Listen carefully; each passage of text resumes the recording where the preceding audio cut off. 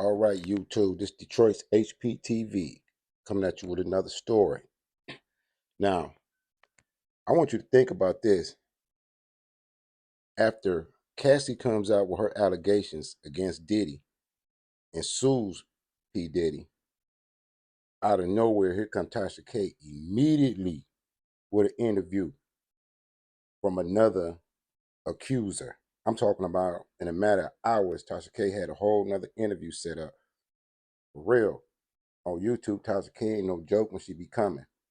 So this is going to be for fair usage under 1976 Copyright Act for commentary, educational purposes. For Diddy, when it rains, it pours. He must have really made them people in Hollywood mad. Check out this.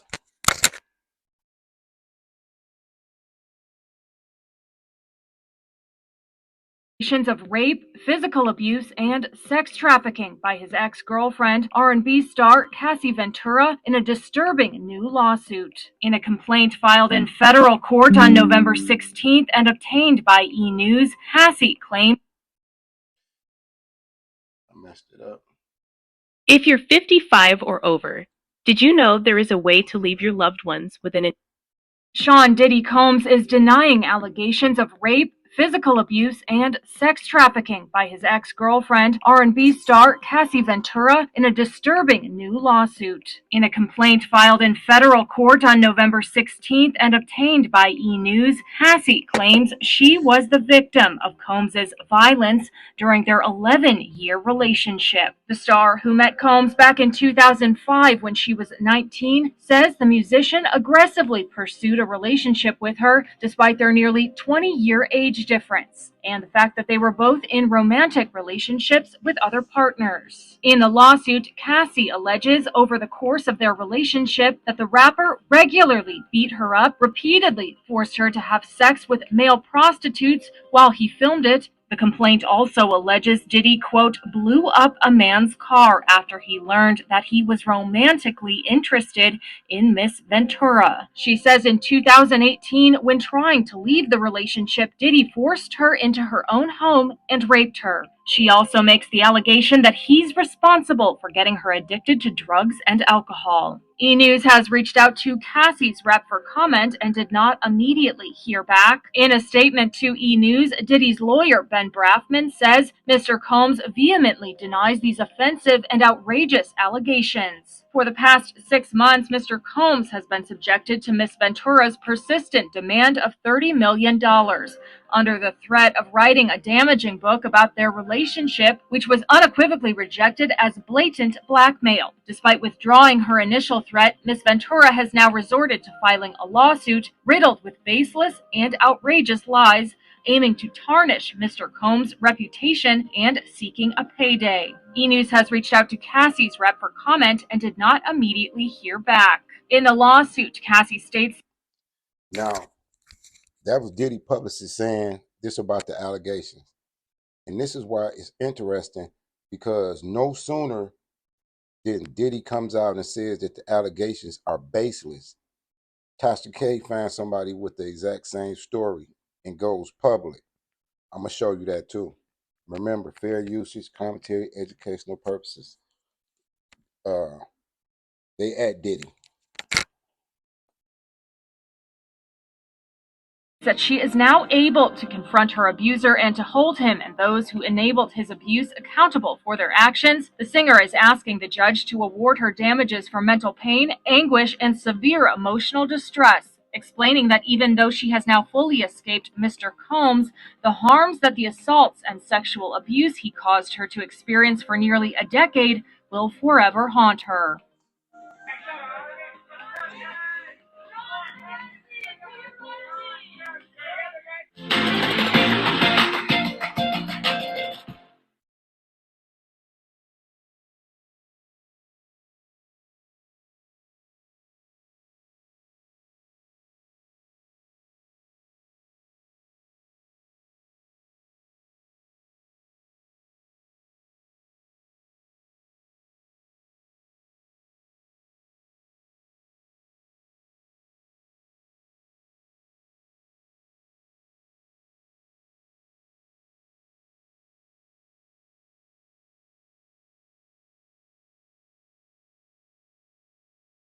I'm gonna have to find it for you.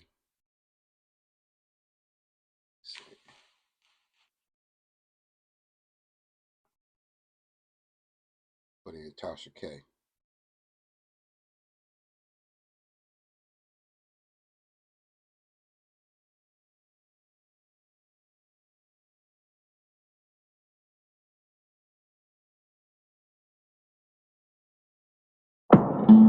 You know, your dad ain't paid the mortgage on this place in some time. This place is all we got. I'll give you. It's 22. You guys were like tongue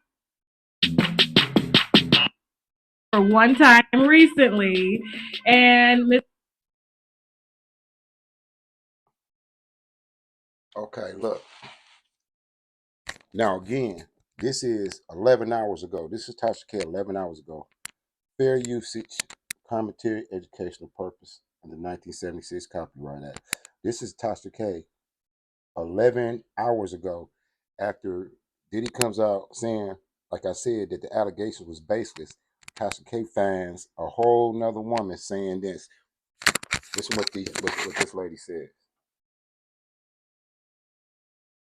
Miss Virginia V here uploaded a video of her and Diddy the mogul. Yes. Okay, so welcome to the A. Thank you for having me. We got you all the way in from Las Vegas. Yes. Wow. Okay. Well, I'm so honored that you're sitting down with me. Now, before we get into everything, I want to say that Virginia has never, ever done an interview. Okay. So I want you to be patient with her. All right. She has a valid reason as to why she's, telling her story, because when we spoke the other night after the video went up and it went viral, everyone was shocked. Like, whoa, Diddy has a new girlfriend, has a new boo. You guys were like tongue kissing, and there were some photos. And I know you got hella followers from that, because when Shade Room got it, it was over. Mm-hmm. Once they get it, it's over. Yeah. So, all right. So I want to start from the beginning, okay? Because we discussed a lot over the phone. Mm-hmm. Some very, very intimate details and things that just kind of made me go, wow. Okay. About the specifics of you and Diddy's relationship. So I want to start from the beginning, okay? Okay. How long have you known Diddy? I've known him for 5 years. 5 years. Yes. Do you mind like telling me what year did you meet him? I met him February 2014. Well, technically, the very first time I met him was September 2013, because I was at a fight in Vegas and I went to the Palms and he was hosting there. So I kind of met him there, but he says he remembered it vaguely. And then like 5 months later, I ran into him again in Miami, February 14th, 2014. So that's when we like officially met, I guess. And what was that encounter like?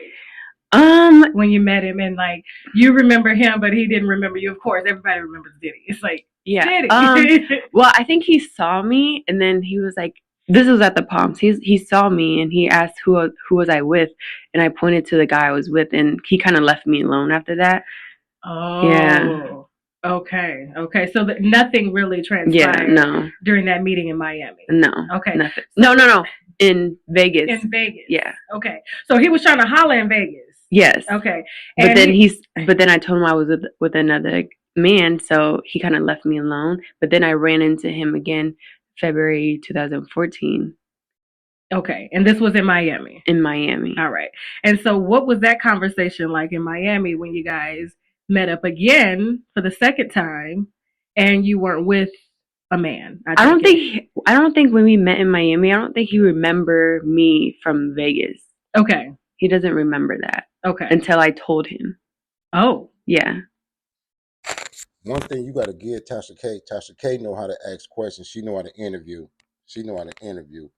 And her timing be uncanny. You know what I mean? Because I'm sure Diddy or nobody expected somebody else to come out so soon. It's like Bill Cosby. We've seen this before. Okay. So what did he say? It was like serendipity or something? He said he remembers it vaguely, but not really. So, but I don't know. I was with a friend.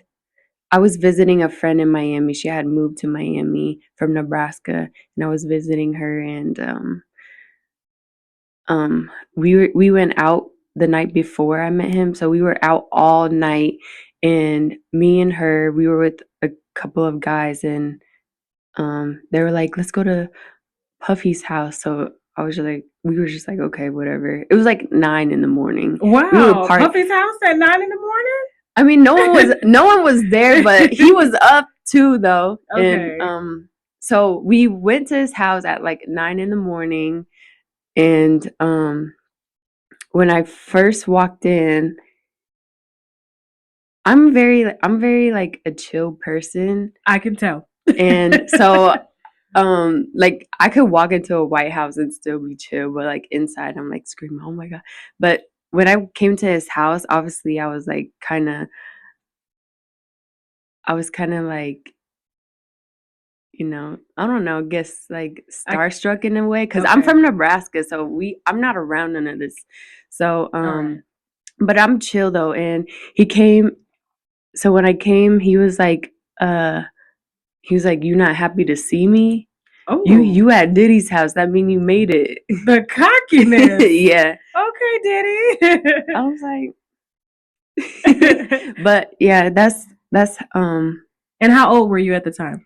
I was 21 or 22. Okay. And you're how old now? I'm 27. Okay. Maybe 22. So a long time. Yeah. These dates are crossing over. We'll get into that in a second. Okay. We're gonna get messy in a second, all right. So you're at the house, you meet Diddy. So obviously he made you feel comfortable. Mm-hmm. Of course, we've seen it. Diddy seems to be this like very just kind of inspirational, always just kind of over the top, DJ Khaled kind of personality. Mm-hmm. And so I take it you guys, did you guys like hit it off during that initial encounter at his house, or did it take some time? No, not really.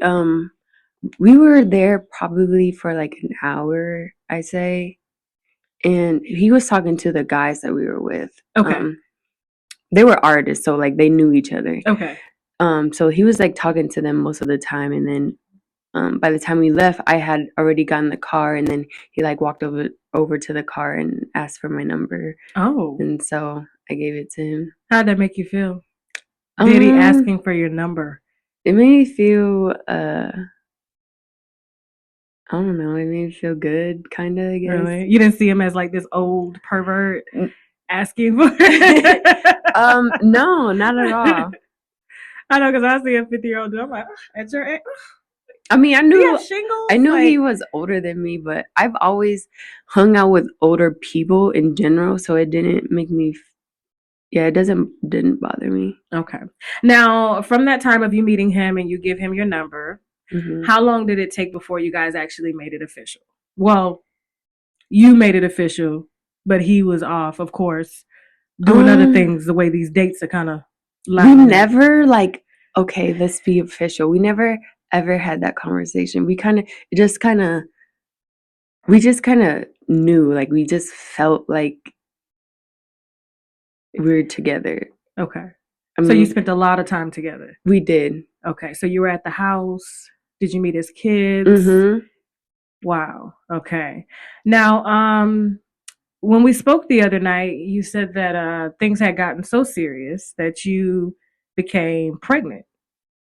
Not once, but twice, correct? Yes. Okay. When was the first time you became pregnant with Diddy's child? The first time was October 2014. Okay. So this was like what, a year after?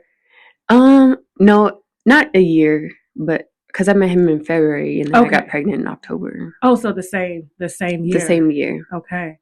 And you mind telling me what happened with that pregnancy?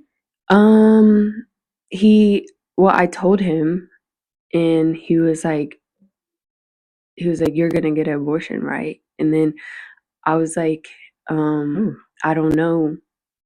I don't know yet." And then he offered me $50,000 to get rid of it, but I turned it down because I just loved him, and I just And I was like trying to prove that I wasn't the girl that Was wanted with him for money. Okay. I just care about him. And I just wanted him to be nice to me. That's it. I was like, I don't want your money. I just want you to be nice to me. Whether you decide to keep the baby or not. Mm-hmm. So would it be fair to say that he was an asshole about it? I mean, offering somebody $50,000 to abort a baby, whew, he must really want it gone bad. I mean, in the beginning. Look how Tasha leading the conversation to get to the point. The headlines on the thing is Diddy's girlfriend says he stumped a baby out of her stomach and beat her in front of her kids. That's the name of her title, though. Look how she's slow walking it.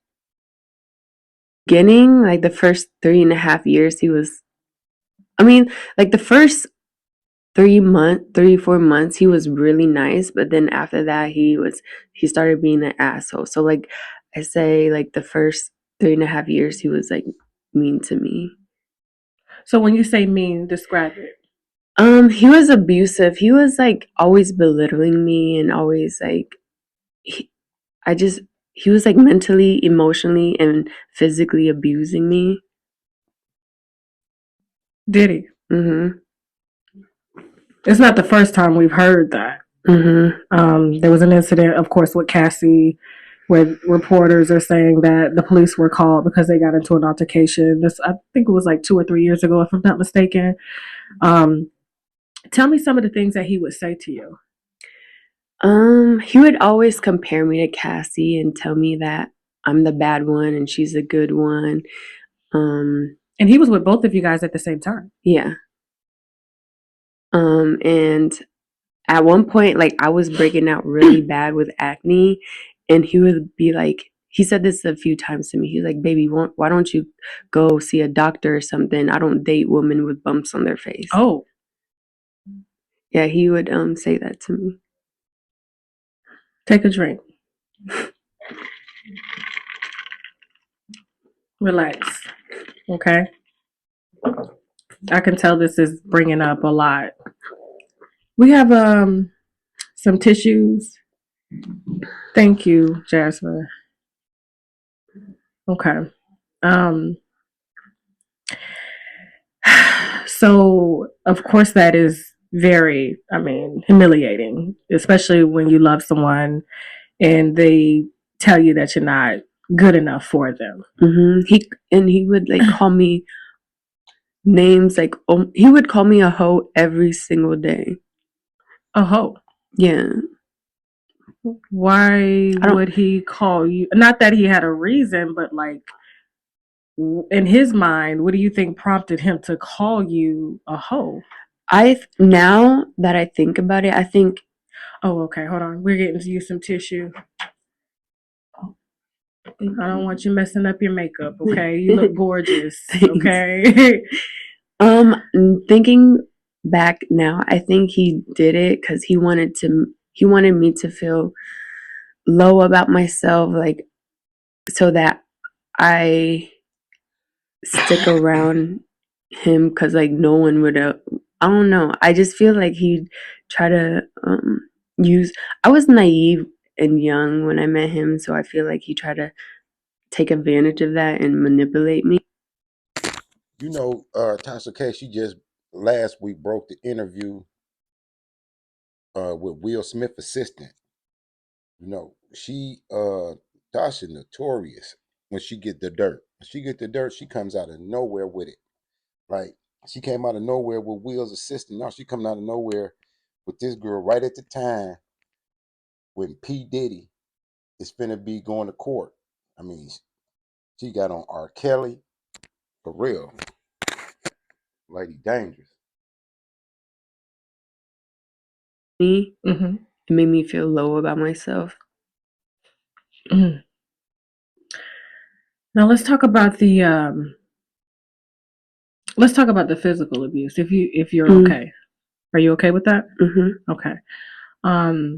So obviously you terminated baby one because you loved him. How long after you guys started dating is when did the physical abuse start? The first time it ever happened, which was not even like that long into the relationship, because I met him in February, and then it was probably like the beginning of May, because we were at Meek's Mill's birthday. Okay. He had like a mansion party, and we went, but while we were there, I was sitting here, and then Puff, and then Meek, but I was like covered with like a stand or something, like probably says like happy birthday Meek or something like Okay. that, but it's like a little stand that like was covering me, Okay. because there was like a lot of cameras and stuff there. So it was like me, Puff, and Meek. Puff had like leaned forward to like talk to somebody, say hi or whatever. And so I turned over to Meek and I said, happy birthday. He put his hand out and then he was like, thank you. So I reached his hand and shook it. And as I shook Meek's hand, he turned around and saw it and he got so mad. Wow. And then we probably like stayed like 20 minutes after that happened. And then when we got in the car, he like grabbed my hair. We were in the one of those Escalade trucks. Okay. So I was sitting on this side, he was on the other side, and he like grabbed my hair and like cussed me out for doing that. He was like, "Why the fuck can I cuss?" Yeah. Oh, he was like, "Why the fuck you shaking his hand for?" Like just saying So stuff it like was that. I just was like like, a jealous rage. yeah, I was like, What'd I you was say? just saying happy birthday, nothing else. I think he thought I was trying to be sneaky behind his back, because I like reached over when he like leaned forward to talk to somebody else. So he thought I was trying to be sneaky. And you were how old at this time? I was 22 probably. Wow. Okay. And then he did this, so King Los was sitting in the back. Okay. And then when we got to the hotel, it got even worse. And he took one of my heels and tried to throw it at me, and then he like mushed my face and like really hard and made my nose bleed. Wow. And the only person that every time me and he like we get into like fights like that, the only person that ever helped me was D-Rock. Everyone else just kind of just allowed it to happen and just like looked the other way. So most of his entourage were, I guess, enablers. Like his staff. Yeah. Or yeah. And they wouldn't say anything. They would just watch him. Not watch it, but kind of just walk away and just leave us alone and not really step in to stop. Wow. Now, what made you stay? Because obviously there's baby number 2, and then there's more beatings, according to you, that happened after that, because that was just the first time. What made you stay? Because I just thought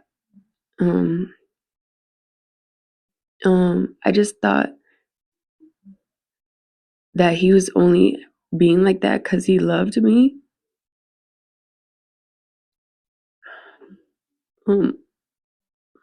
Get you a tissue. I don't want you messing up your makeup, okay? I'm sure you've shed enough tears about this, so. Because, I mean, I grew up watching my mom get beat by my dad, so that's all I knew. So I just thought it was normal, and I thought it just mean he loved me. Do you know most domestic abuse victims don't talk about their abuse? They're ashamed of it. They feel like as if they've done something to deserve it. Yeah, I felt that.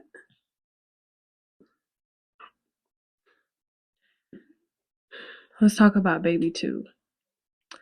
When did baby 2 come? Last year in August. So talk about that conversation. You're pregnant. You tell him. And this is obviously after 6 years of you guys being together.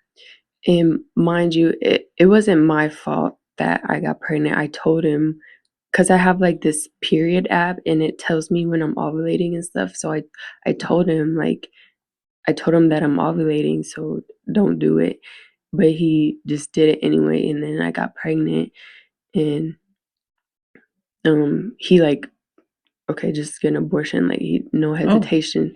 But this time was harder for me because I had been with him for so long, and I was like really in love with him, and part of me wanted to keep it, but he didn't want it. So we had agreed to get it, but I only agreed to it because he told me to. Then we went to Turks and Caicos like a couple days later, and during that time he was like giving me drinks, like alcohol, like giving me drinks to drink, and I was just like, I'm not comfortable. He was like, you're gonna get an abortion anyways. And but he was like kind of being distant towards me during the whole trip. And when we came back, he had like when we came back on Sunday, because we were there for a whole week,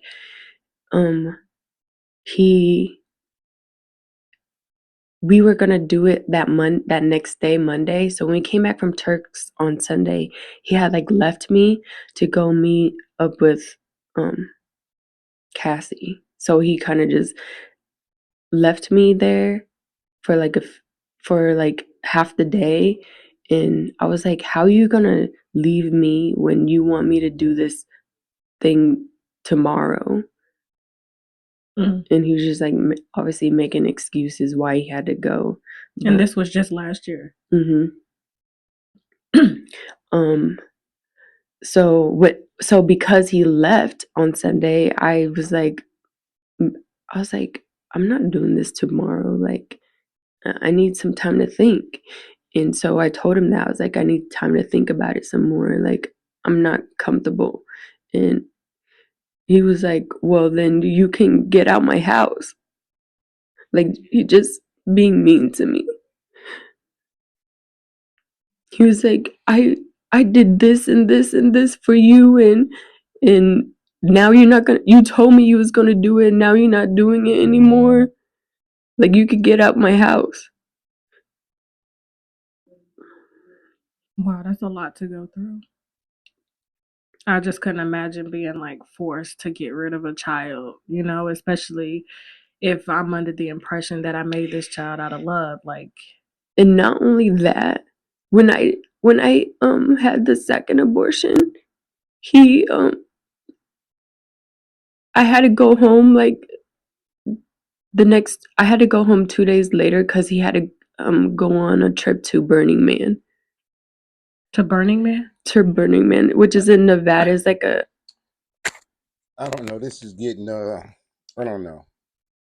The story is it's damaging for Diddy, but I don't know. You gotta decide what you believe or whatever.